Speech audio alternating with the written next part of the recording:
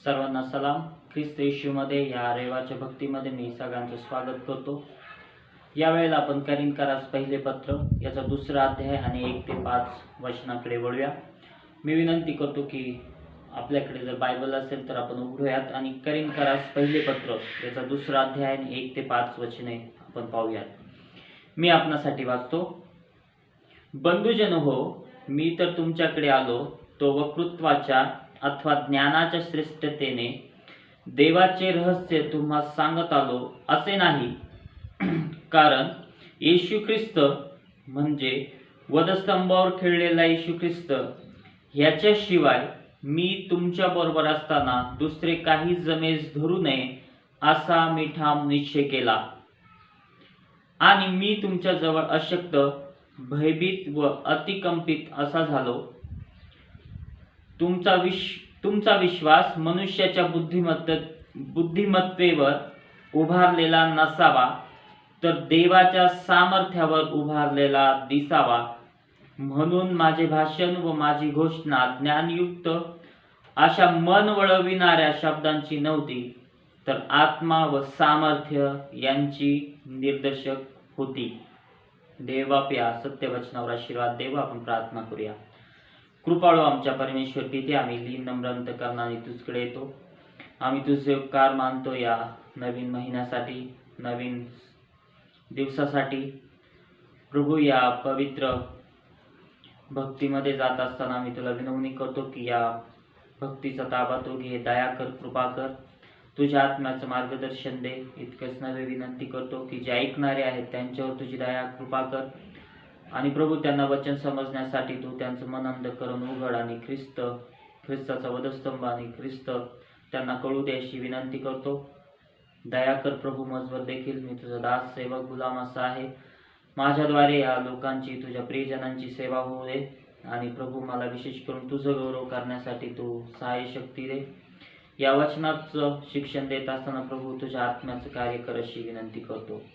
हा संदेश प्रभू विशेष करून तुझ्या गौरवासाठी आशीर्वादाचा कर. या लोकांना आशीर्वादित कर आणि या कठीण प्रसंगातून जात असताना तुझ्या वधस्तंभाचं सामर्थ्य त्यांना कळू दे अशी विनंती करतो.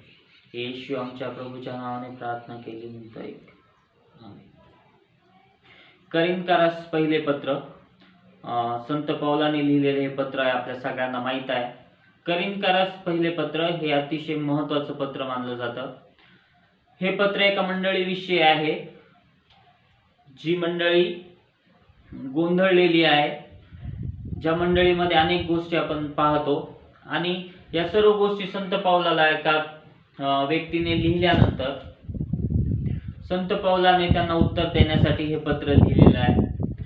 करिंथकरास पत्र हे पाहण्यासाठी आपण एक करिंथ हे शहर कशा प्रकारचं होतं याविषयी आपण पाहिलेलं अधिक उत्तम ठरेल. कारण त्यानंतर तुम्हाला समजेल की संत पौल नेमकं काय शिकवतो या लोकांना. या करिंथ शहराची पार्श्वभूमी काय आहे याविषयी आपण पाहूया. करिंथ या शहराविषयी पाहत असताना आपल्याला महत्वाची बाब ही लक्षात घ्यायची की करिंथ हे शहर एक रोमी शहर आहे, रोमन लोकांनी भरलेलं शहर आहे. संत पौलाने पहिल्या शतकामध्ये साधारण 50व्या दशकामध्ये तिथे भेट दिली असावी असं काही शास्त्र अभ्यासकांचं म्हणणं आहे. त्यानंतर आपण हे पाहूया की रोमन हे जे शहर आहे हे अतिशय महत्वाचं बेट आहे, बंदर आहे, जिथे अनेक प्रकारची जहाज येत होती, माल वाहतूक करणारे, तिथं माल टाकणारे, घेणारे, तिथून पुढे प्रवास करण्यासाठी एक अतिशय महत्वाचं बंदर होतं की जिथून अतिशय त्यांना शॉर्टकट मध्ये जवळचा प्रवास करण्यासाठी तिथून या शहरातून जावं लागत असे. त्यामुळे अनेक प्रकारचे लोक तिथे येत होते. रोमी संस्कृती या शहरामध्ये आपण रुजलेली पाहतो. त्यानंतर आपण पाहतो की सर्व अधिकारी हे रोमनच होते. त्यानंतर आपण तिथे पाहतो की इतर देखील पंथाचे किंवा विश्वासणारे इतर समाजाचे किंवा इतर धार्मिक लोक आपण तिथे पाहतो. कारण तिथे बंदर आहे, अनेक प्रकारचे लोक तिथे येत असतील, जात असतील, त्यामुळे इतर लोक देखील आपण तिथे पाहतो. पण त्यामध्ये रोमन हा लोकसमुदाय सर्वाधिक होता हे लक्षात घेणं महत्त्वाचे आहे. त्यांची कार्यालयीन भाषा ही लॅटिन होती आणि ग्रीस भागातील हे सर्वात महत्त्वाचं बंदर आहे, सर्वात मोठं शहर आहे. तिथली त्या काळातली पौलाच्या काळातली जी लोकसंख्या आहे ती साधारण 70 ते 80 हजार लोकांनी बसलेलं हे शहर आहे असं शास्त्र अभ्यासकांचं म्हणणं आहे. त्यामुळे तुम्हाला या सगळ्या गोष्टींवरून लक्षात येत असेल की हे किती महत्त्वाचं शहर आहे. सुवार्ता प्रसारासाठी, ख्रिस्ताच्या राज्याची घोषणा करण्यासाठी किती महत्त्वाचं शहर आहे तुम्हाला कळेल. कारण तिथे अनेक जातीपाती, अनेक धर्माचे लोक येत असतील. त्या प्रत्येकाला जर येशू ख्रिस्त कळाला तर अनेक लोकांमध्ये, अनेक भागामध्ये तो पोहोचणं अतिशय म्हणजे सिद्ध किंवा अतिशय चांगल्या प्रकारचं काम तिथे होत होते की अनेक लोक तिथे येत होते आणि तिथे येशू ख्रिस्ताची सुवार्ता पोहोचल्यानंतर या लोकांद्वारे, या लोकांकरवी अनेक भागांमध्ये ती पोहोचली असेल. त्यानंतर हे जे करीन शहर आहे एक मोठं व्यापार केंद्र आहे, मोठं बंदर आहे, बेट आहे. आणि पहिल्या शतकापासूनच आपण पाहतो की युरोपातून, आशियामधून अनेक जहाज तिथून प्रवास करत होते. मालाची चढ उतार तिथे होत होती. अनेक पदार्थ तिथून प्रसिद्ध होते आणि व्यापारी अतिशय जलद गतीने जाण्यासाठी त्या मार्गाचा अवलंबन करत होते. करीन त्या शहरामध्ये दिवे बनविणे, फरशा बनवणे, तेथील तांबे, पितळ हे अतिशय प्रसिद्ध आहे असं शास्त्राभ्यासाचं म्हणणं होतं त्या काळामध्ये. आणि हे अतिशय धनवान शहर आहे कारण ते व्यापारी केंद्र आहे. अनेक पैशाची उलाढाल, अनेक प्रकारची उलाढाल तिथे होत असावी म्हणून ते अतिशय श्रीमंत किंवा धनाढ्य शहर त्या काळामध्ये प्रसिद्ध होतं. ते एक प्रकारचं पर्यटन स्थळ देखील होतं आणि मग तिथे अनेक धार्मिक लोक येत होते. मग अनेक खेळासाठी लोक येत होते, जसं ऑलिम्पिक स्पर्धा आहेत, धावण्याच्या स्पर्धा आहेत, सण उत्सव साजरे करण्यासाठी अनेक लोक तिथे एकत्र जमत होते. आणि म्हणून आपण पाहतो की जे सण उत्सव ते साजरे करत असतील तेव्हा ते त्यांच्या देवाला किंवा त्यांच्या मूर्तीला ते काय अर्पण करत होते, अनेक प्रकारचं मांस अर्पण करत होते आणि तेच मांस ते त्यांच्या जेवणासाठी वापरत होते किंवा उपयोग करत होते आणि अशा प्रकारे ते सण उत्सव साजरा करत होते. त्यानंतर आपण या पुस्तकामध्ये अतिशय महत्त्वाची जी बाब पाहतो की ही त्या लोकांचं धार्मिक जीवन हे अतिशय महत्त्वाचं आहे. 8वा आणि 10वा अध्याय, 8, 9, 10 अध्याय जर तुम्ही या पुस्तकातील वाचाल तर तुम्हाला लक्षात येईल की किती धार्मिक लोक होते. त्यामध्ये अनेक प्रकारचे निरनिराळे त्यांचे देव होते. ते अनेक मूर्त्यांची पूजा करत होते. त्या काळामध्ये साधारण पौलाच्या काळामध्ये तिथे 17हून अधिक प्रकारचे देव किंवा त्या प्रकारच्या मूर्त्यांना ते पूजत होते आणि त्याहून अधिक इतर पंथाचे लोक होते, आराधक होते. आणि त्याच काळामध्ये या सगळ्या गोष्टी होत असताना तिथे व्याभिचारी अनेक लोक वाढत होते कारण या सगळ्या प्रकारचे मिक्स लोक असल्यामुळे त्यांचं सामाजिक जे जीवन आहे ते पण अतिशय महत्त्वाचं आहे. त्यांच्या सामाजिक जीवनामध्ये ते नेहमी इतरांपेक्षा मोठे होण्याचा प्रयत्न करत होते. मग व्यापारामध्ये मोठे होणे, पैशाच्या अधिक मालमत्तेने मोठे होणे, ज्ञानाने, बुद्धीने मोठे होणे, शिक्षणाने मोठे होणे, काहीतरी बक्षीस मिळवणे, गोल्ड मेडल ज्या प्रकारे आपण म्हणतो त्या प्रकारे ते मिळवणे आणि प्रसिद्धीस येणे, अशा अनेक स्पर्धा त्यांच्यामध्ये होत्या. त्यामुळे त्या शहराला एक अनन्यसाधारण महत्त्व आलेलं आपल्याला पाहावयास मिळतं. प्रियांनो, हे शहर अतिशय महत्त्वाचं आहे. त्या काळामध्ये ते महत्त्वाचं होतं.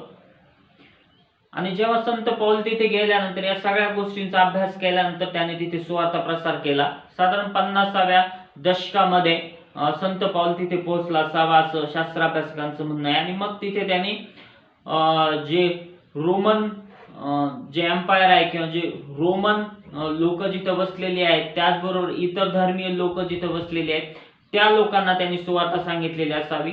साधारण तो 18 महिने या करीन शहरामध्ये राहिलेला असावा असं शास्त्राभ्यासकांचं म्हणणं आहे. त्यानंतर आपण या सगळ्या गोष्टी पाहिल्यानंतर साधारण 50व्या दशकानंतर साधारण 53 या वर्षी या दशकामध्ये 53व्या दशकामध्ये त्याने हे पत्र करीनकरास लोकांना लिहिलेलं असावं असं काही लोकांचं म्हणणं आहे. म्हणून या पत्रामध्ये अशा अनेक गोष्टी आपण पाहतो की ज्या अतिशय महत्त्वाच्या आहेत चर्च मंडळीसाठी. मग हे पत्र प्रामुख्याने 3 प्रकारच्या लोकांसाठी अतिशय महत्त्वाचं आहे. ते म्हणजे जे सेवक, मग ते देवाच्या वचनाची सेवा करणारे असतील, मंडळीमध्ये सेवा करणारे असतील, देवाचे स्वार्थ प्रसाराचं काम करणारे असतील, कोणतंही काम जे ख्रिस्तासाठी करणारे सेवक आहेत, ते सर्व प्रकारचे सेवक, त्याच्यामध्ये सर्व प्रकारचे पंथ आले, त्यामध्ये सर्व प्रकारच्या ऑर्गनायझेशन, संस्था, अशा अनेक इत्यादी ज्या गोष्टी असतील त्या सर्वांसाठी हे पत्र अतिशय महत्वाचं आहे. त्यानंतर हे पत्र या लोकांसाठी महत्वाचं आहे जे शिक्षण देणारे आहेत, पवित्र शास्त्राचं शिक्षण देणाऱ्या लोकांसाठी हे पत्र अतिशय महत्वाचं आहे. त्यांनी कशा प्रकारचं शिक्षण द्यावं, त्यांचं शिक्षण हे ख्रिस्त केंद्रितच असावं, अशा प्रकारचा भर संत पौलांनी या पत्रात दिलेला आपणास पाहावयास मिळतं. त्यानंतर चर्च मधील विश्वासणाऱ्यांसाठी हे अतिशय महत्वाचं आहे की त्यांचं चर्च, त्यांची मंडळी कशी असावी, त्यांची आराधना कशी असावी, ते आध्यात्मिक दानांचा उपयोग कसा करावा, या सगळ्या गोष्टींचा अभ्यास आपल्याला या पत्रामध्ये पाहावयास मिळतो. म्हणून हे पत्र अतिशय महत्वाचं आहे, कारण त्या काळामध्ये तिथे सांस्कृतिक, धार्मिक आणि आर्थिक अशा लोकांची स्पर्धा होती. आणि ती स्पर्धा आज आपण देखील आपल्या आजूबाजूला पाहतो की आज लोक कोणत्या स्पर्धेमध्ये आहेत. सांस्कृतिक, प्रत्येकाला असं वाटतं की आमची संस्कृती मोठी आहे, आमचा धर्म मोठा आहे, किंवा पैशाने अधिक आम्ही धनाढ्य आहोत. अशा स्पर्धा करणाऱ्या लोकांसाठी हे अतिशय महत्वाचं पत्र आहे. मंडळी कशी असावी, तुमचं सेवा कार्य कसं असावं, विश्वासणाऱ्यांचं जीवन कसं असावं, विश्वासणाऱ्यांनी न्यायालयात जावं की नाही जावं, त्याविषयी यामध्ये भरपूर लिहिलेलं आहे. म्हणजे शारीरिक पाप, व्यभिचार असतील, जार कर्म आहे, त्याविषयी यामध्ये लिहिलेलं आहे. लग्न करावं की न करावं, लग्नाविषयी असणारे प्रश्न यामध्ये त्याला संत पौलांनी उत्तर दिलंय. सूटपत्र घ्यावं की नाही घ्यावं, सूटपत्रानंतर विवाह याविषयी पण लिहिलेलं आपण पाहतो. विधर्मी सण साजरे करण्यामध्ये तुम्ही जावं की नाही जावं, आराधना त्यांच्यामध्ये करावी की नाही करावी, स्त्री आणि पुरुष यांच्यातील मतभेद याविषयी आपण पाहतो. प्रभुभोजनाचे भ्रष्टीकरण किंवा प्रभुभोजन कशा प्रकारे घ्यावं याविषयी पण आपण पाहतो. आध्यात्मिक दान आणि त्यांचा उपयोग कशा प्रकारे करावा ते आपण या पत्रामध्ये पाहतो. आणि सर्वात महत्वाचं 13वा अध्याय जो आहे, ख्रिस्ती प्रेम, ख्रिस्ती विश्वासणाऱ्याचं प्रेम कसं असावं त्याविषयी आपण पाहतो. आणि सर्वात महत्वाची बाब म्हणजे सर्वांना आशा देणारे मेलेल्यांचं पुनरुत्थान याविषयी आपण या पत्रामध्ये पाहतो. त्यामुळे प्रियांनो, हे अतिशय महत्वाचं पत्र आहे की ज्यामध्ये आपल्याला विश्वासणाऱ्यांना शिकण्यासाठी भरपूर काही आहे. जसं मी आधी सांगितलं, करिंथ मंडळी ही गोंधळलेली मंडळी आहे. म्हणून पहिल्या अध्यायामध्ये आपण पाहतो की संत पौल पहिल्या अध्यायामध्ये नमस्कार, उपकार, स्तुती, त्यांच्याविषयी असणारी आशा, त्यांचं पाचारण याविषयी तो बोलत आहे. त्यांना मिळालेले आध्यात्मिक दान याविषयी तो बोलत आहे. आणि ख्रिस्ती मंडळीतील पक्षाभिमानी वृत्ती तो सांगत आहे. ही मंडळी विषय आहे, मंडळीमध्ये होणाऱ्या घटनांविषयी हे पत्र आहे.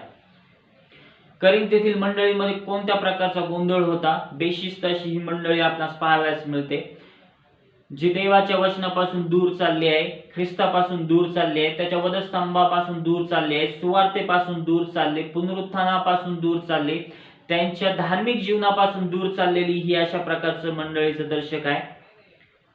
काय प्रियांनो, अशाच प्रकारच्या मंडळी आपल्याला आज दिसत आहेत आजूबाजूला. तर अशा मंडळांसाठी हे पत्र आहे. आणि म्हणून त्यामध्ये आपण पाहतो की जे पक्ष अभिमान बाळगणारे आहेत त्याविषयी मग तो त्यामध्ये आपण पाहिलं कोण म्हणतो, पौलाचा, केफाचा, पुलोसाचा, असे अनेक प्रकारचे भेद, संस्था, पंथ त्या काळामध्ये या लोकांमध्ये पण होते. आणि नंतर आपण पाहतो की वधस्तंभाच्या ठाई असणारे सामर्थ्य संत पौल अतिशय उत्कृष्टरित्या पवित्र आत्म्याच्या सहाय्याने आपल्याला लिहिलेले आपण या पत्रामध्ये पाहतो. आणि त्यानंतर आपण आपल्या शास्त्र भागाकडे ज्यावेळेस येतो त्याआधी 26व्या वचनापासून आपण थोडंसं वाचूया. पहिला अध्याय 26वा अध्याय, त्यामध्ये काय सांगितलंय.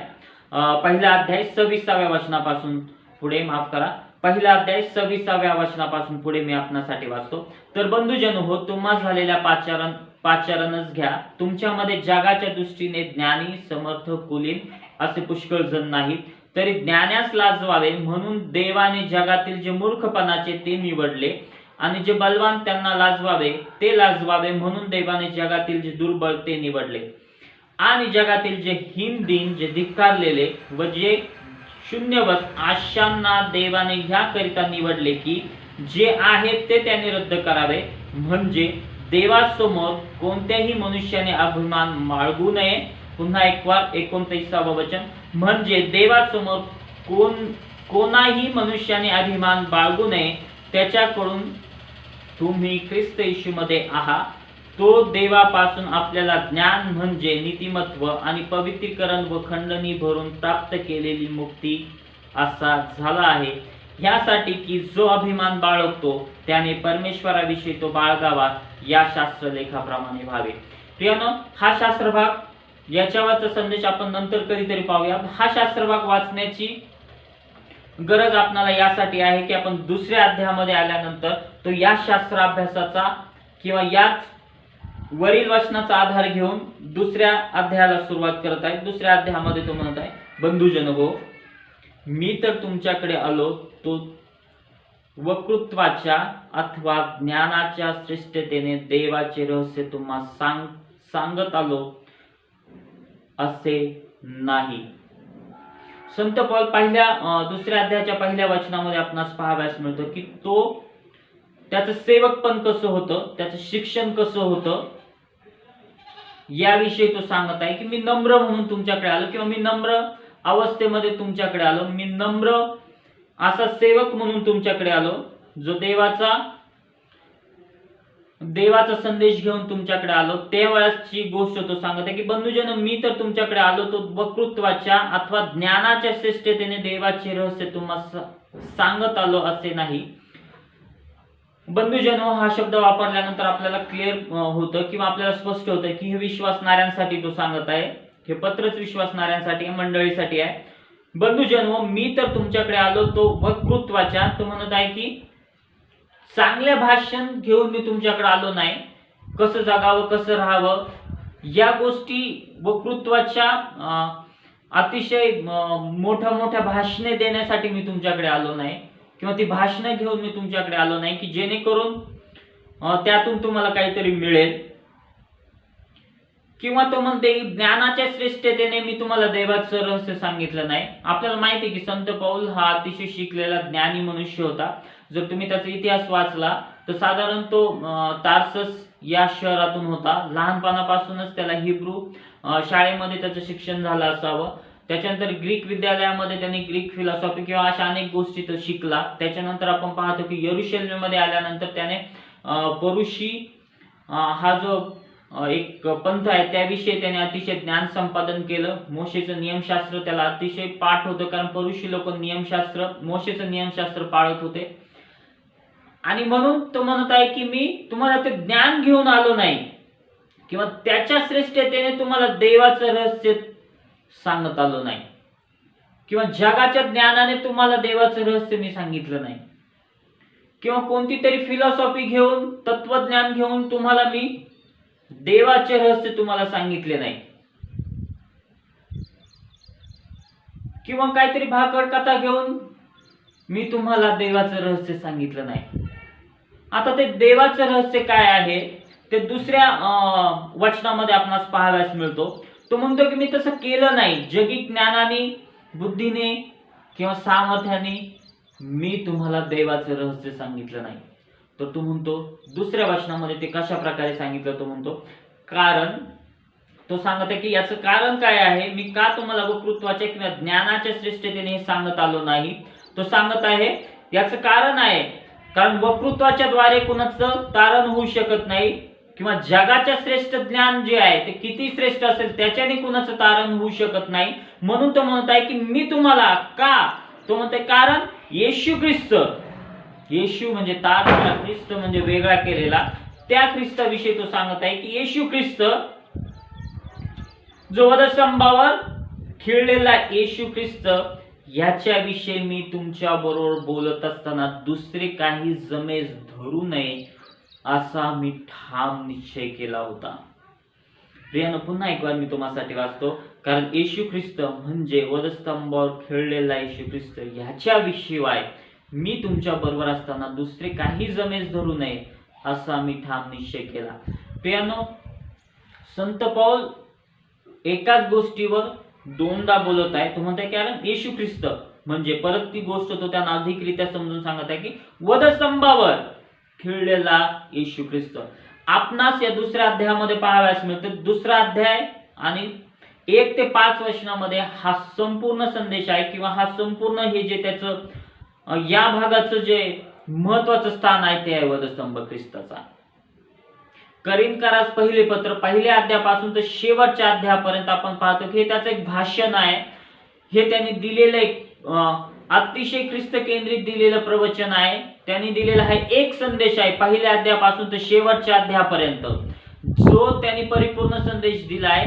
त्यातून आपण त्याच्या संदेशातला काही भाग पाहत आहोत. म्हणून करिंथकरास पत्र पाहत असताना कोणतंही वचन कुठूनही घेतलं असेल तर हा पूर्ण संदेशाचा म्हणजे पूर्ण करिंथकरास पत्राचा तुम्हाला विचार करणं गरजेचं आहे.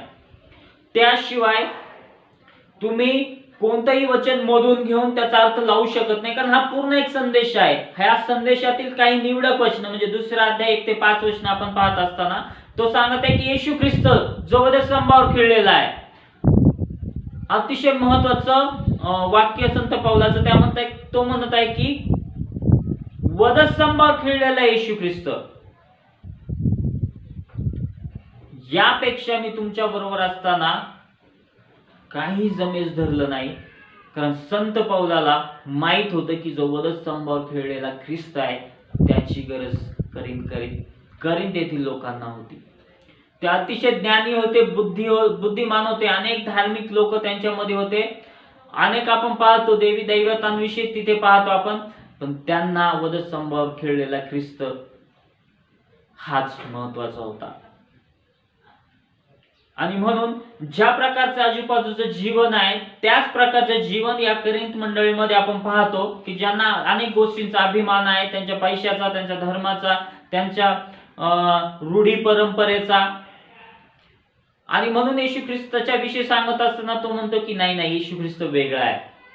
आणि म्हणून तुमच्याकडे जे ज्ञान आहे त्या ज्ञानाने मी तुम्हाला सांगण्यास आलो नाही, किंवा तुमची जी पोकळ भाषण आहे वक्तृत्व आहे त्याच्याद्वारे मी तुम्हाला येशू ख्रिस्ताचं महत्व पटवून देण्यासाठी आलो नाही.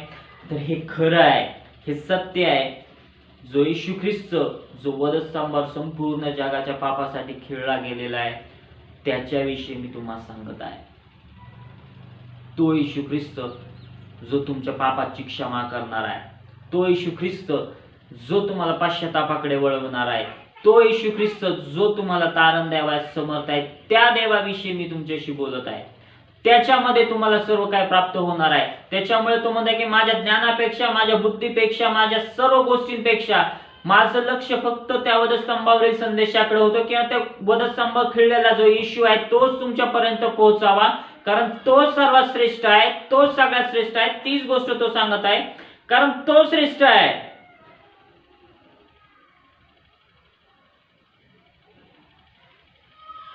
आणि म्हणून संत पौल म्हणतो की मी निश्चय केला की त्याच्याशिवाय मी तुम्हाला काही सांगू नये. प्रियानो, तुमचं तारण ख्रिस्ताने, देवबापाने तुमच्यावर केलेली दया, कृपा आहे. इफिसकारास पत्रामध्ये आपण त्याविषयी पाहतो, कारण कृपेनेच तुमचं तारण झालं आहे.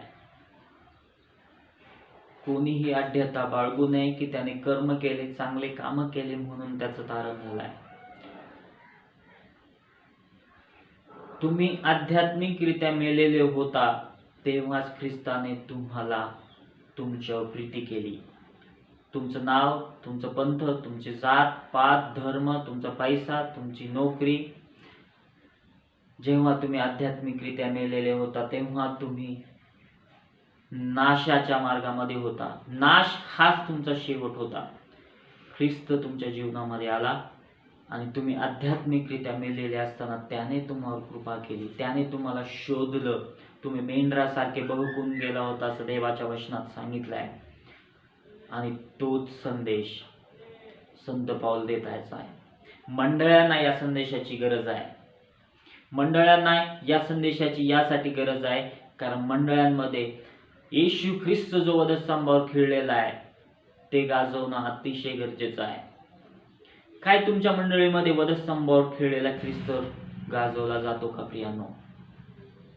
जसं संत पावलाने सगळ्या गोष्टीचं ज्ञान, जगातील ज्ञान व कृत्य हे सोडून दिलं. त्याला माहित होतं की फक्त वधस्तंभावर खिळलेला ख्रिस्त संपूर्ण जगासाठी आशा आहे. तोच एकमेव तारण देऊ शकतो. तोच एकमेव प्रभू येशू ख्रिस्त जो वधस्तंभावर खिळलेला आहे, तोच सार्वकालिक जीवन देऊ शकतो.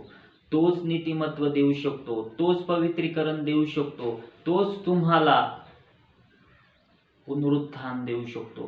तोच तुम्हाला स्वर्गामध्ये घेऊन जाऊ शकतो.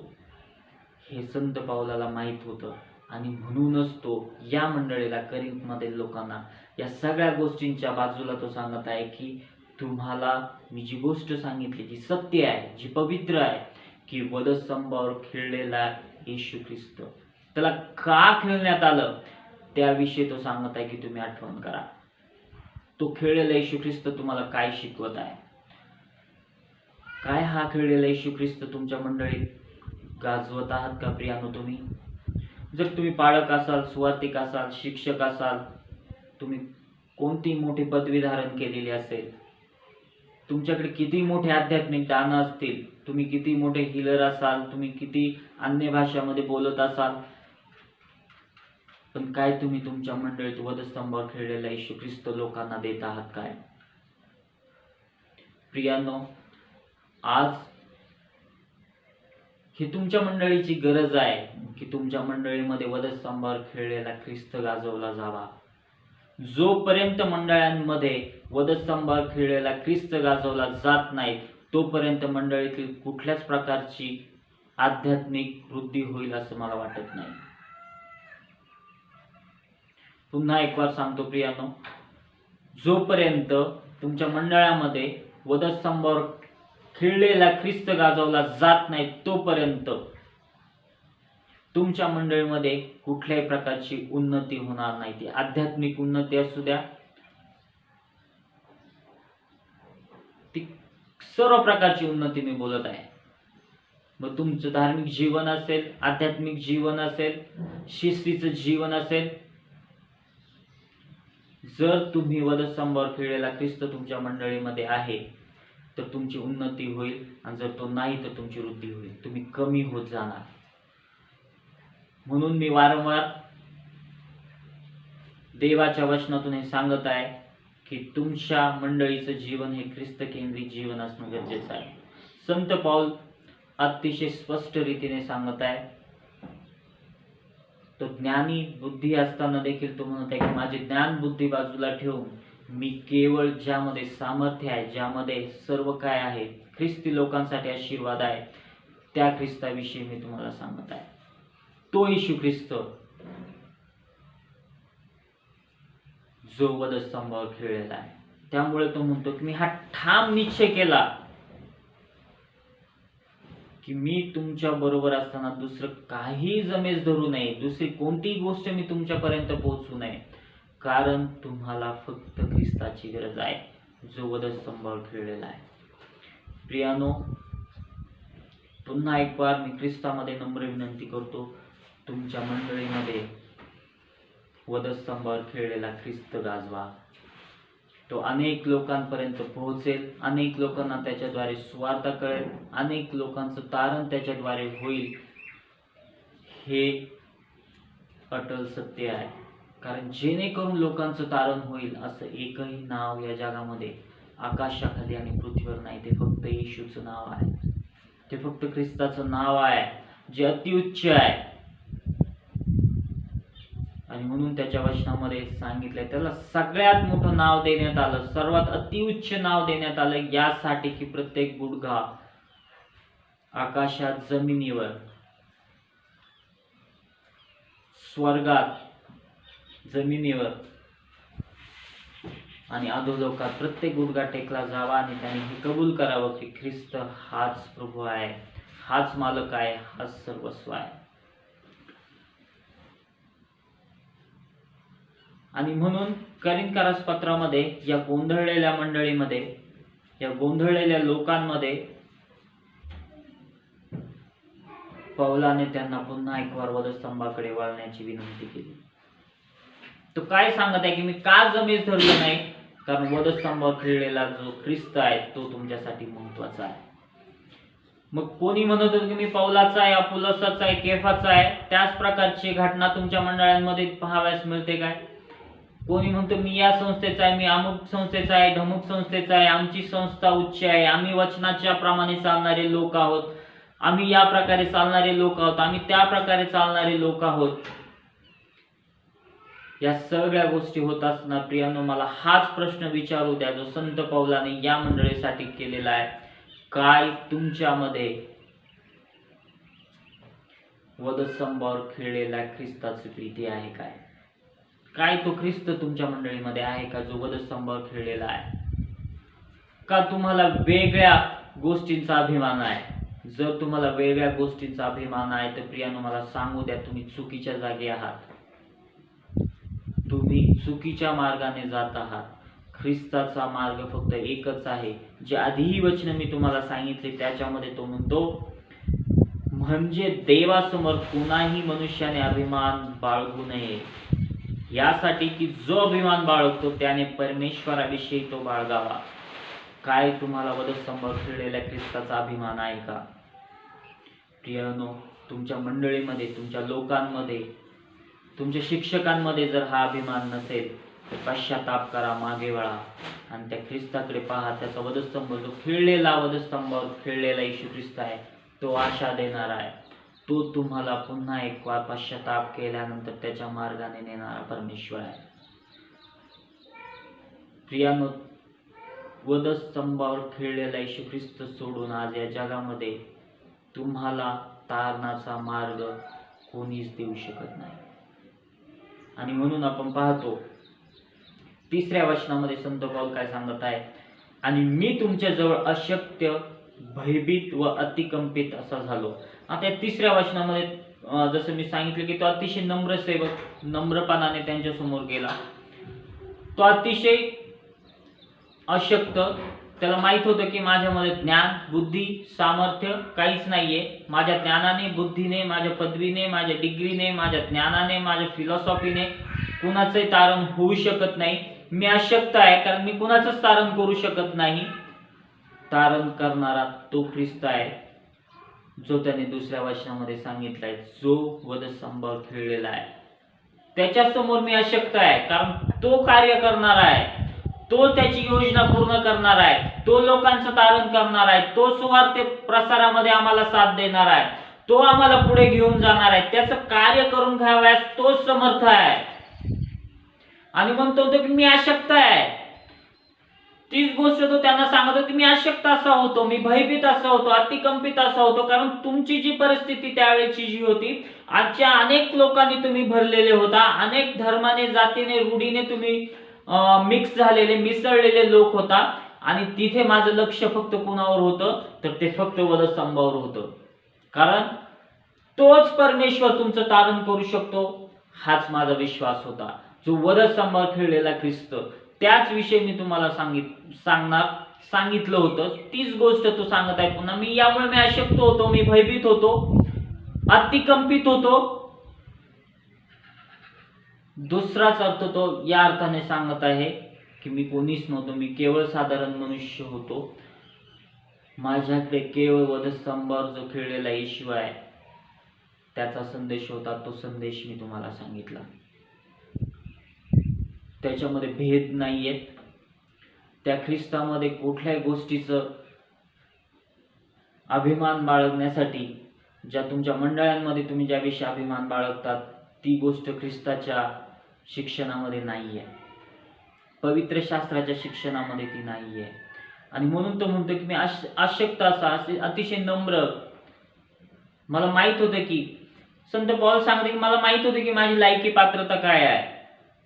दुसऱ्या अर्थाने तो सांगत आहे की मी कोणीच नव्हतो, माझ्याकडे केवळ येशूचा जो संदेश आहे, जो खेळलेला येशू ख्रिस्त जो वधस्तंभावर खेळलेला आहे, तोच मी तुम्हाला द्यावा, तोच मी जमेस धरावा. या पलीकडे माझ्याकडे तुम्हाला देण्यासारखं काहीच नव्हतं. आणि अतिशय भीतीदायक, अतिशय थरकापत मी तुम्हाला हा संदेश सांगितला, कारण माझ्याकडे माझं लक्ष नव्हतं, माझं ख्रिस्ताकडे होतं, त्या वधस्तंभाकडे होतं. तोच तुम्हाला तारण करणार आहे, हीच माझी सगळ्यात मोठी आशा होती. म्हणून तो सांगत आहे की मी अशक्त होतो, माझ्या ज्ञानाकडे तुम्ही लक्ष देऊ नका किंवा माझ्या वक्तृत्वाकडे तुम्ही लक्ष देऊ नका. हे सगळं ख्रिस्ताचं आहे. हे ख्रिस्ताच्या वधस्तंभावरचं आहे.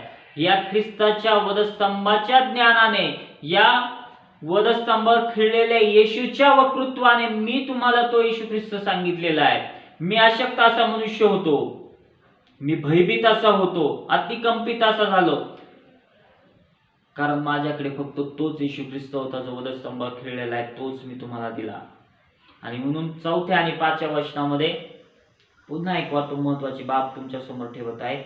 तुमचा विश्वास मनुष्याच्या बुद्धिमत्तेवर उभारलेला नसावा. पुन्हा एक तो सांगत आहे की ज्या कुणाच्या मनुष्याच्या बुद्धिमत्तेवर तुमचा विश्वास असेल तर ही सगळ्यात मोठी शोकांतिका आहे. काय तुम्हाला असं वाटतं की या सेवकाने फार मोठा संदेश दिला म्हणून आम्ही त्याच्या मागे जातो, या संस्थेतील लोक वचनाच्या मागे जाणारे आहेत म्हणून आम्ही त्यांच्या मागे जातो? काय तुम्ही असे लोक आहात की कोणी खूप मोठे चमत्कार करणारे आहेत म्हणून आम्ही त्यांच्या मागे जातो? काय तुम्हाला असं वाटतं की हे लोक खूप आध्यात्मिक दानांनी भरलेले आहेत म्हणून आम्ही त्यांच्या मागे जातो? प्रियानो, सगळ्यात महत्वाची बाब मला तुमच्या समोर ठेवू द्या. काय तुमचा विश्वास मनुष्याच्या बुद्धिमत्तेवर आहे? काय तुम्ही मनुष्याकडे पाहून ख्रिस्ताकडे आलेले आहात? काय मनुष्याच्या ज्ञानाकडे पाहून तुम्ही ख्रिस्ताकडे आलेले आहात का? प्रियानो, सगळ्यात महत्वाची बाब मला तुम्हाला सांगू द्या.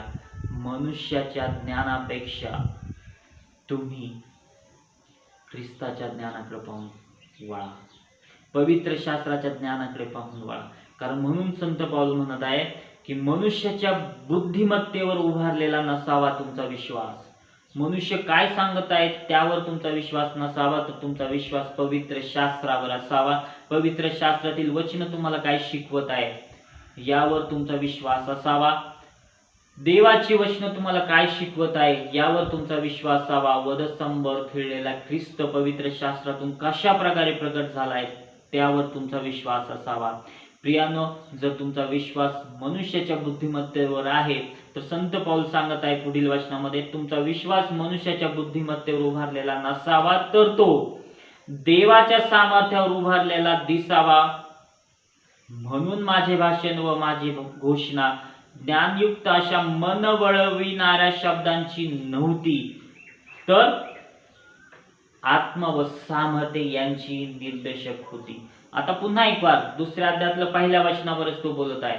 तो म्हणताय की त्याचं भाषण, त्यांनी सांगितलेले ज्ञान, त्यांनी दिलेलं जी घोषणा आहे ती कशा प्रकारची होती. तो म्हणत आहे की मनुष्याच्या बुद्धीवर उभारलेली नव्हती, देवाच्या सामर्थ्यावर उभारलेला दिसावा. म्हणून तुमचा विश्वास, त्याविषयी तो सांगत आहे की तुमचा विश्वास देवाच्या सामर्थ्यावर उभारलेला दिसावा. म्हणून माझे भाषण व माझी घोषणा ज्ञानयुक्त अशा मन वळविणाऱ्या शब्दांची नव्हती. सगळ्यात महत्वाची बाब तो सांगत आहे, ते केवळ शब्द नव्हते, तर तो म्हणतो आत्मा व सामर्थ्य यांची निदर्शक होती. तो सांगत आहे त्यामध्ये, त्या भाषणामध्ये फक्त 2च महत्वाच्या गोष्टी होत्या, देवाचे पवित्र आत्मा आणि त्याचं सामर्थ्य.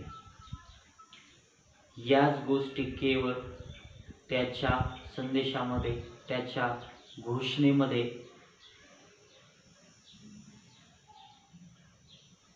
त्याने कोणाचे मन वळवण्याची शक्ती त्याच्यामध्ये नव्हती असं तो सांगत आहे. याचाच अर्थ तो सांगत आहे, तुमचं मन वळविणारा तो पवित्र आत्मा आहे, ते देवाचं सामर्थ्य आहे, ज्याच्यामुळे तुम्ही ख्रिस्ताकडे वळाले आहात. देवाच्या वचनाप्रमाणे जर सांगायचं ठरलं तर देवाच्या वचनामध्ये असं सांगितलं की त्याने तुम्हावर पहिली प्रीती केली. देवाच्या वचनामध्ये असं सांगितलंय प्रियानो, आपण पापी असतानाच ख्रिस्त येशू आम्हासाठी मरण पावला. या वचनामध्ये संत पाऊल सांगत आहे की तुमचा विश्वास मनुष्याच्या बुद्धिमत्तेवर उभारलेला नसावा, तर तो कशावर उभारलेला असावा, तुमचा विश्वास कशावर असावा त्याविषयी तो लिहितोय. तो म्हणत आहे की तुमचा विश्वास कशावर असावा? देवाचा आत्मा व सामर्थ्य. प्रियानो, जर आज तुम्हाला पवित्र आत्म्याचं कार्य पाहायचं असेल, जर तुम्हाला पवित्र आत्म्याच्या मागे जायचं असेल, पवित्र आत्म्याच्या सामर्थ्याने भरायचं असेल, पवित्र आत्म्याच्या दानांनी फळांनी चालायचं असेल, पवित्र आत्म्याचं कार्य पुरं करायचं असेल, तर तुम्हाला पवित्र शास्त्राशिवाय पर्याय नाहीये. कारण हे देवाच्या आत्म्याने लिहिलेलं पवित्र शास्त्र आहे. आणि देवाचा आत्मा जर कार्य करायचं असेल तर देवाच्या वचनाच्या वरच विसंबून तुम्हाला राहावं लागेल. कारण देवाचं एकमेव देवाचं वचन आहे जे ईश्वर प्रेरित आहे, जे देवापासून आलेलं आहे, देवाच्या श्वासातून बाहेर पडलेलं हे देवाचं वचन आहे, जे पवित्र आत्म्याच्या अभिषेकाने पवित्र आत्म्याने लिहिलं गेलेलं जे वचन आहे त्यामध्ये तो म्हणतो. कारण हेच वचन तुम्हाला सद्बोध करण्यासाठी उपयोगी आहे. हेच वचन तुमच्या पाप जेव्हा तुम्ही करता, हेच वचन तुम्हाला दोष दाखवण्यासाठी आहे. हेच जे वचन आहे तुमच्यामध्ये सुधारणा करण्यासाठी महत्वाचं आहे. हेच जे वचन आहे ते तुम्हाला नीती शिक्षण देऊन देवामध्ये देवाचा एक परिपूर्ण भक्त चांगल्या कामासाठी सज्ज व्हावा, देवाच्या कार्यासाठी सज्ज व्हावा म्हणून देवाने हे वचन दिलं आहे. आणि तीच गोष्ट पाऊल वारंवार सांगत आहे की तुमचा विश्वास मनुष्याच्या बुद्धिमत्तेवर उभारलेला नसावा तर देवाच्या सामर्थ्यावर उभारलेला दिसावा. देवाचं सामर्थ्य आज तुम्हाला कसं कळेल? देवाच्या वचनातून. देवाचं सामर्थ्य तुम्हाला कसं पाहता येईल? देवानी केलेल्या घटना ज्या पवित्र शास्त्रामध्ये लिहिलेल्या आहेत त्यातून. आणि म्हणून तो म्हणत आहे की कोणीतरी मोठं काहीतरी केलं तर त्याच्या मागे पळू नका, पण त्यापेक्षा श्रेष्ठ देवाचं सामर्थ्य आहे. कोणी व्यक्ती काही करत असेल तर लक्षात घ्या, देवाचं सामर्थ्य सगळ्यात श्रेष्ठ आहे. म्हणून तो म्हणत आहे तुमचा विश्वास मनुष्याच्या बुद्धिमत्तेवर उभारलेला नसावा तर देवाच्या सामर्थ्यावर उभारलेला दिसावा. तुमचा विश्वास देवाच्या सामर्थ्यावर उभारलेला दिसावा. ही गोष्ट ज्यावेळेस तो करिंदकारास लोकांना सांगत आहे, तो का सांगत आहे? कारण करिंद येथील लोक भरकटले होते, मंडळीतील लोक भरकटले होते, त्यांच्यामध्ये भाग झाले होते, विभाग झालेले होते. प्रत्येक जण आपल्या मार्गाने भरकटत होता, प्रत्येक जण आपल्याला श्रेष्ठ अतिशहाणा समजत होता. कारण तिथं आपण पाहिलं की ते व्यापार केंद्र होतं. प्रत्येकाकडे पुष्कळ पैसा असावा, ज्ञान असावं, बुद्धी असावी आणि अनेक गोष्टींचा अभिमान असावा, ज्ञानी असावेत. आणि म्हणून ज्ञानाविषयी याविषयी त्यांनी भरपूर लिहिले की ज्ञानांना लाजवावे म्हणून जगातले जे मूर्ख, तुमच्यासारखे माझ्यासारखे जे मूर्ख लोक होते ते देवाने निवडले. यासाठी की त्या काळामध्ये त्यांनी तेच लोक निवडले यासाठी की दुर्बल लोकांतून ख्रिस्ताचं कार्य व्हावं आणि दुर्बल लोकांनी स्वतःचा अभिमान न बाळगता ख्रिस्ताचा अभिमान बाळगावा, परमेश्वराचा अभिमान बाळगावा. हीच गोष्ट तो सांगत आहे की तुमचा विश्वास लोकांच्या बुद्धिमत्तेवर, म्हणजेच त्या काळामध्ये जे लोक होते अनेक प्रकारच्या गोष्टी ते शिकवत असतील. संत पाऊल म्हणते की तुमचा विश्वास त्यांच्या बुद्धिमत्तेवर नसावा. तुम्ही त्याकडे पाहून चुकीच्या मार्गाने जाऊ नये, तुम्ही तुमचे आशीर्वाद गमवू नये. म्हणून तो सांगत आहे तुमचा विश्वास देवाच्या सामर्थ्यावर असावा. म्हणजेच तो म्हणताय की म्हणून तो म्हणतो की यासाठी तुमचा विश्वास जो आहे तो देवाच्या सामर्थ्यावर असावा. म्हणून तो सांगत आहे याच कारणामुळे किंवा याच गोष्टीमुळे, याच महान बाबीमुळे माझे भाषण व माझी घोषणा ज्ञानयुक्त अशा मन वळविणाऱ्या शब्दांची नव्हती. कारण माझा विश्वास देवाच्या सामर्थ्यावर होता. माझ्या माझ्या घोषणेवर माझा विश्वास नव्हता. ज्ञानयुक्त अशा मिळवणाऱ्या किंवा वळविणाऱ्या शब्दांवर माझा विश्वास नव्हता. माझ्या ज्ञानावर, माझ्या बुद्धिमत्तेवर माझा विश्वास नव्हता. तर माझा विश्वास देवाच्या सामर्थ्यावर होता, जो वधस्तंभावर खिळलेला येशू ख्रिस्त आहे त्याच्यावर माझा विश्वास होता. प्रियानो, संत पाऊल अतिशय स्पष्ट शब्दामध्ये सांगत आहे की त्याचा विश्वास त्या वधस्तंभावर खिळलेला जो येशू ख्रिस्त आहे त्याच्या सामर्थ्यावर होता. म्हणून रोमकारास पत्रामध्ये 1:16 मध्ये आपण तेच पाहतो की जो कोणी सुवार्तेवर विश्वास ठेवतो त्याविषयी त्यांनी त्या 16व्या वचनामध्ये सांगितले. रोमकारास पत्र 1 अध्याय आणि 16 वचनामध्ये आपण पाहूया तिकडे जाऊया काय म्हणतोय तो. रोमकारास पत्र 1 अध्याय 16व्या वचनामध्ये तो अशा प्रकारे म्हणतो, कारण मला सुवार्तेची लाज वाटत नाही, कारण विश्वास ठेवणाऱ्या प्रत्येकाला, प्रथम यहुद्याला मग हेलेनाला तारणासाठी ती देवाचं सामर्थ्य आहे. ती का देवाचं सामर्थ्य आहे? कारण सुवार्तेमध्ये देवाचं नीतिमत्व आहे. तुम्ही तुमच्या कामाने नीतिमान धार्मिक होऊ शकत नाही. ख्रिस्ताच्या नीतिमत्वाने तुम्ही नीतिमान आहात, त्याच्यामध्ये तुम्ही नीतिमान आहात. देवाचे नीतिमत्व विश्वासाठी प्रकट केलेले आहे. नीतिमान विश्वासाने जगेल या शास्त्रलेखाप्रमाणे ते आहे. मला सर्वात महत्वाची गोष्ट या वचनातून तुम्हाला सांगायची, तारणासाठी ते देवाचं सामर्थ्य आहे. तीच बाब इथं संत पाऊल सांगत आहे. कारण तुमचा विश्वास देवाच्या सामर्थ्यावर असावा. ते देवाचं सामर्थ्य हेच आहे, ख्रिस्त तुमच्या पापासाठी वधस्तंभावर मरण पावला, गाडला गेला, तिसऱ्या दिवशी जिवंत झाला, तो अनेक लोकांना भेटला. हा विश्वास जो वधस्तंभावर खिळलेला ख्रिस्त आहे तो तुमच्यासाठी पुरेसा आहे काय? त्याच्या सामर्थ्यावर तुमचा विश्वास आहे काय? हीच गोष्ट संत पाऊल तुम्हाला आज विचारत आहे. हीच गोष्ट पवित्र आत्म्यातून तुमच्यापर्यंत पोहोचवण्याचा हा एकमेव दुआ आहे, तो म्हणजे पवित्र शास्त्र. प्रियांनो, तुमचा विश्वास कशावर आहे? तो देवाच्या सामर्थ्यावर आहे की मनुष्यावर आहे? हीच बाब तो पुन्हा एक वार सांगत आहे की म्हणून माझे भाषण व माझी घोषणा ज्ञानयुक्त अशा मन वळविणाऱ्या शब्दांची नव्हती, तर आत्मा व सामर्थ्य यांची निदर्शक होती.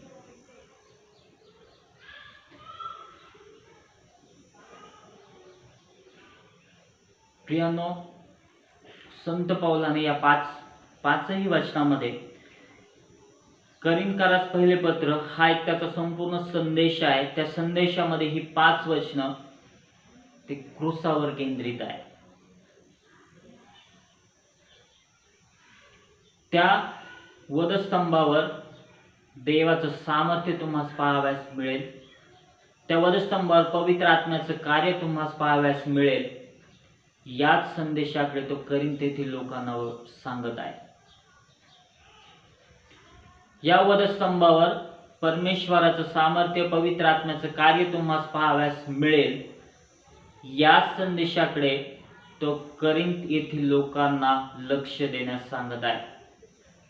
कोणत्याही ज्ञानी पुरुषाच्या मागे, पंडिताच्या मागे, अनेक पदवीधरांच्या मागे, अनेक फिलॉसॉफीच्या मागे, अनेक धनाढ्य लोकांच्या मागे, अनेक मोठे ज्यांनी बिल्डिंग बांधल्या असतील किंवा जे त्याला चर्च म्हणत असतील की बिल्डिंग हे चर्च आहे, अशा मोठ्या संस्थांच्या मागे नाही प्रियांनो, तो म्हणत आहे की जो वधस्तंभावर खिळलेला जो ख्रिस्त आहे,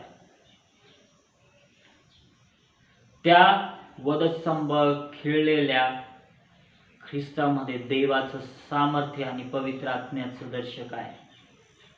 आणि म्हणून तो म्हणतो की या दोनच गोष्टीचं निदर्शन त्याच्या भाषणामध्ये, त्याच्या शब्दामध्ये आहे. या दोनच गोष्टी तो त्याच्या शब्दामधून, त्याच्या भाषणामधून दाखवत आहेत. त्या 2 महत्वाच्या बाबींची चर्चला अतिशय गरज आहे. आज मंडळ्या ख्रिस्तापासून दुरावलेल्या आहेत. आज मंडळ्या राजकारणामध्ये आहेत किंवा पडलेल्या आहेत. आज मंडळ्यांची दयनीय स्थिती आहे. आज मंडळांमध्ये भांडणं आहेत, कोर्ट आहे, कचेऱ्या आहेत. जे या पत्रामध्ये संत पावलाने सांगितलंय की तुमची भांडणं न्यायालयापर्यंत जावीत काय, अशा अनेक उत्तरं याच्यामध्ये आहेत. ज्या आज तुमच्या मंडळीला ज्या उत्तरांची गरज आहे, आज या सगळ्यांच्या मंडळांना या पत्रामधून संत पावलाने अतिशय परखड उत्तरं दिली आहेत. असे अनेक प्रश्न जे मंडळांना भेडसावतात त्याची उत्तरे या पत्रामध्ये आहेत. प्रियांनो, तुम्हाला तुमच्या मंडळीला कसला अभिमान आहे, कसला गर्व आहे, कसला मीपणा आहे? काय तो वधस्तंभावर खिळलेल्या ख्रिस्ताचा आहे काय? जो तुमची लायकी, पात्रता नसताना तुमच्यासाठी वधस्तंभावर मरण पावला, ज्याने तुमची पाप त्याच्यावर घेतली, तुम्हाला तुमच्या पापांची क्षमा केली आणि त्याने आपलं नाव दिलं. प्रियांनो, तुमची माझी कुठल्याच प्रकारची लायकी, पात्रता नव्हती की आम्ही त्याचं नाव धारण करावं. केवळ त्याने आम्हावर कृपा केली, त्याने आम्हाला निवडलं, त्याने आम्हाला पाचारण केलं, त्याने आम्हाला शोधलं आणि त्याने आमच्यावर प्रेम केलं. म्हणूनच आपण त्याचे आहोत. आपण तारण करण्यासाठी कोणतेच चांगलं काम केलं नाही. आपला पैसा, ज्ञान, बुद्धी, पदवी, सामर्थ्य कुठलीही गोष्ट तुमचं तारण करण्यासाठी सामर्थ्यवान नव्हती. या सगळ्या गोष्टी शून्य होत्या. जसं संत पाऊल सांगत आहे की अशक्त होत्या, त्याच्यामध्ये काहीच नव्हतं. फक्त देवाने केलेली कृपा हीच तुमच्यासाठी श्रेष्ठ होती. त्याने तुम्हाला पाहिलं, मला पाहिलं आणि माझ्यावर प्रेम केलं, तुमच्यावर प्रेम केलं आणि त्या वधस्तंभावर त्याने आपल्याला विकत घेतलं. त्याने आपल्या पापातून आपल्याला वाचवलं, सोडवलं, आपल्याला त्याचं नाव दिलं. यासाठी की आम्ही त्याचं गौरव करावं, यासाठी की आम्हाला सुवार्तेची लाज वाटू नये, यासाठी, कारण त्या सुवार्तेमध्ये देवाचं सामर्थ्य आहे. तीच सुवार्ता संत पाऊल करिंथीतील लोकांना पुन्हा एक वार आठवण करून देत आहे. तीच गोष्ट तुमच्या मंडळीला आठवण करून देण्याची गरज आहे की सुवार्तेमध्ये देवाचं सामर्थ्य आहे, त्याच्यामध्ये देवाचं नीतिमत्व आहे. कारण विश्वासानेच केवळ तुमचं तारण होऊ शकतं. प्रियानो, तुमच्याकडे किती आध्यात्मिक दान आहेत, तुम्ही किती मोठे चमत्कार करतात, तुम्ही किती धार्मिक आहात, हे सगळ्यात महत्वाची बाब यापेक्षा श्रेष्ठ ही आहे की तुम्ही किती वधस्तंभ केंद्रित आहात, तुम्ही किती ख्रिस्त केंद्रित आहात. तुमचं लक्ष देवाच्या सामर्थ्यावर, त्या वधस्तंभावर आहे काय? जर तुमचं लक्ष याकडे नाही तर तुम्ही तुमचा मार्ग भटकला आहात, तुम्ही चुकीच्या मार्गाने जात आहात, तुम्ही पडले आहात आध्यात्मिकरित्या, तुम्ही ख्रिस्ताचं जे प्रेम आहात ते विसरून गेलेले आहात आणि तुम्ही सगळ्यांनी पुन्हा एक वार आपापला मार्ग धरला आहे. संत पाऊलाचे हे वचन तुम्हा सगळ्यांना हेच आठवण करून देत आहे की मागे वळा, पश्चाताप करा. जो वधस्तंभावर खिळलेला ख्रिस्त आहे याच्याशिवाय काही जमेस धरू नका, याच्याशिवाय तुमच्या जीवनामध्ये काहीच नाहीये, याच्याशिवाय तुमच्या आयुष्यामध्ये कोणतीही गोष्ट नसावी. हीच गोष्ट संत पाऊल पवित्र आत्म्याच्या द्वारे आज तुम्हाला पुन्हा एक वेळ आठवण करून देत आहे की मंडळांना फक्त वधस्तंभावर खिळलेल्या ख्रिस्ताची गरज आहे. तुमच्या ज्ञानाची, तुमच्या फिलॉसॉफीची, तुमच्या बुद्धिमत्तेची, तुमच्या पैशाची, तुमच्या या सगळ्या गोष्टींची देवाला गरज नाहीये. देवाला वधस्तंभावर खिळलेला ख्रिस्त तुमच्या मंडळांमध्ये जर गाजवला तर या सगळ्या गोष्टी पूर्णत्वास नेण्यास तो समर्थ आहे. तो बलाने नव्हे, पराक्रमाने नव्हे, त्याच्या आत्म्याने कार्यसिद्धीस कराव्यास समर्थ परमेश्वर आहे. म्हणून लीन नम्र व्हा. संत पाऊल जसा लीन नम्र झाला, ज्ञानाच्या बुद्धीने या सगळ्या गोष्टी त्यांनी बाजूला ठेवल्या आणि त्यांनी सगळ्यात महत्वाची गोष्ट जी जमेस धरली, जी सगळ्यात महत्वाची ती आहे की वधस्तंभावर खिळलेला ख्रिस्त, जो आज संपूर्ण जगाला आशा देणार आहे. काय तुमची मंडळी वधस्तंभावर खिळलेल्या ख्रिस्ताकडे पाहत आहे काय? काय तुम्ही ख्रिस्ती म्हणवणारे लोक, तुमच्यामध्ये वधस्तंभावर खिळलेल्या ख्रिस्ताची प्रीती आहे काय? काय तुम्ही वधस्तंभावर खिळलेल्या ख्रिस्त आज गाजवत आहात काय, ज्यामध्ये देवाचं सामर्थ्य आहे?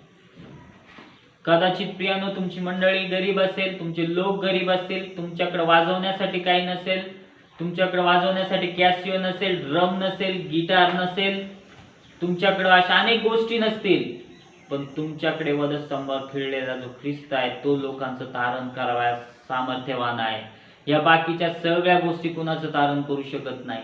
जो वधस्तंभावर खिळलेला ख्रिस्त आहे तोच महत्वाचा आहे. संपूर्ण लोकांसाठी, जात पात धर्म या सगळ्या लोकांसाठी फक्त तोच वधस्तंभावर खिळलेला ख्रिस्त, तोच आशा निर्माण करून देणार आहे.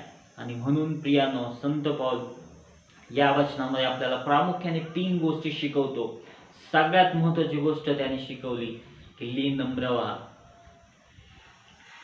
कारण तुम्ही अशक्त आहात, तुमच्याकडे कोणतीच गोष्ट नाहीये ख्रिस्त सोडून, आणि म्हणून तो म्हणत आहे तुम्ही अशक्त, जसं तो अशक्त आहे, भयभीत आहे, अतिकंपित आहे, कारण त्याला वधस्तंभावरचं सामर्थ्य कळालं होतं आणि ते वधस्तंभावरचं देवाचं सामर्थ्य आणि पवित्र आत्म्याचं कार्य पाहून तो भयभीत असा झाला होता.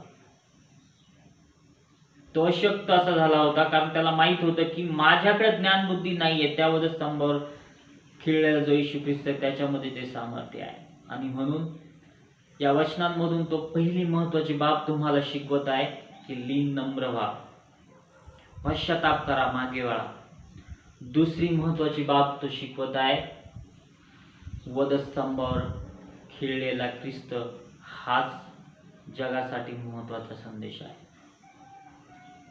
आणि तिसरी महत्वाची गोष्ट, देवाच्या सामर्थ्यावर म्हणजेच पवित्र शास्त्रावर तुम्ही नेहमी अवलंबून राहा. पवित्र शास्त्राच्या मार्गाने चाला. त्यामध्ये तुम्हाला देवाचं सामर्थ्य आणि देवाच्या आत्म्याचं कार्य दिसेल, ते फक्त पवित्र शास्त्रामध्ये. आणि म्हणून प्रियानो, या तीनही गोष्टींची आठवण ठेवा.